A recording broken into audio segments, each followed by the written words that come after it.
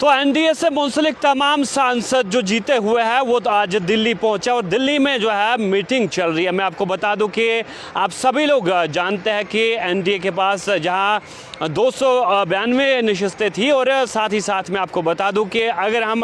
बात करें India alliance की तो इंडिया अलायंस के पास जहां 234 नशिस्तें थी, लेकिन अटकलें ये लगाए जा रहे थे कि इंडिया ब्लॉक भी, इंडिया अलायंस भी जो है वो सरकार बना सकता है। लेकिन मैं दूसरी जानिब आपको बता दूं कि अब ये मुकम्मल तौर पर निश्चित हो गया है कि अब एक बार फिर से जो है मोदी सरकार जो है वो बन रही है। लेकिन मोदी सरकार जो है कहीं ना कहीं बैसाखियों का सहारा यहाँ पर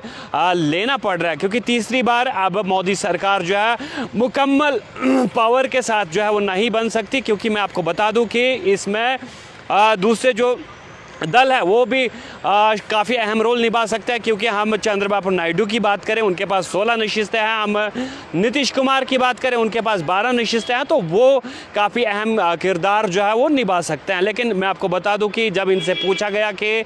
क्या वो एनडीए के साथ ही है, तो उन्होंने सीधे सीधे बता दिया कि बिल्कुल वो एनडीए के साथ है और वो बिल्कुल इस बार जो है मोदी को सपोर्ट करेंगे और बिल्कुल जो है वो सरकार में हिस्सेदारी लेंगे। लेकिन कहीं ना कहीं इस तरह की खबरें भी आ रही है कि ये दोनों पार्टियां जो है वो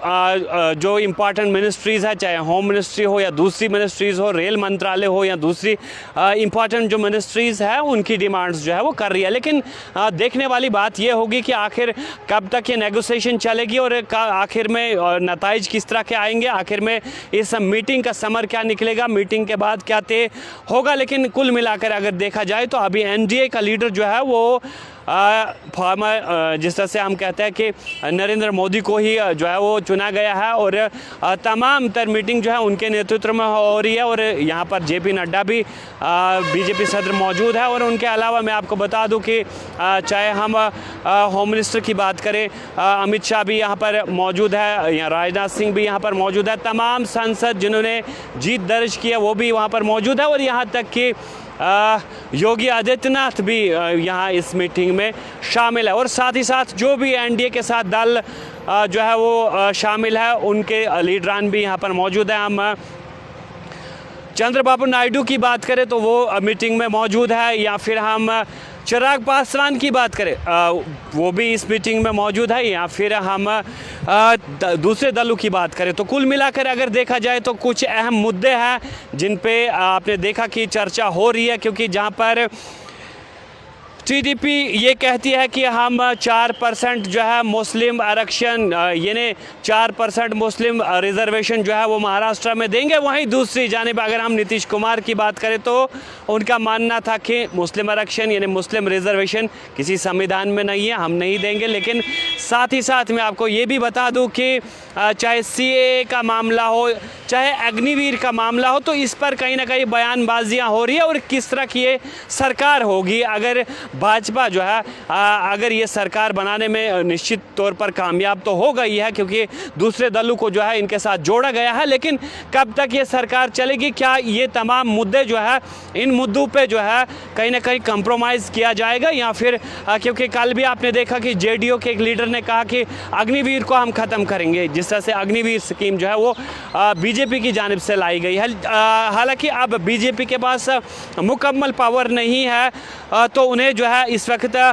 बैसाखियों के सहारे सरकार बनानी पड़ रही है। तो ऐसे मुद्दों पे कहीं ना कहीं कंप्रोमाइज़ जो है वो करना पड़ेगा, या फिर जिस तरह से जेडीयू की बात करें, टीडीपी की बात करें, या फिर हम चिराग पासवान की बात करें, तो अगर ये इस एनडीए में शामिल है, इनके पास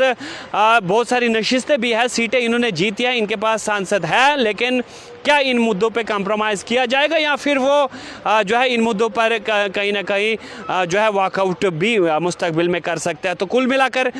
खबर आप तक पहुंचाने का वाहिद मकसद कि दिल्ली में मीटिंग जो है वह एनडीए की जारी है और तमाम जो भी दल एनडीए के साथ शामिल है, एनडीए के साथ मुंसलिक है, वो सांसद जो है वहाँ पर पहुँचे और मीटिंग अभी जारी है। और इस तरह से बताया जा रहा है कि बहुत जल्द आपको मोदी जी जो है वो तीसरी बार जो है मुल्क की भागदौड़ संभालते हुए नजर आएंगे, इस तरह जो है वो खबरें आ रही है। और मैं आपको बता दूं कि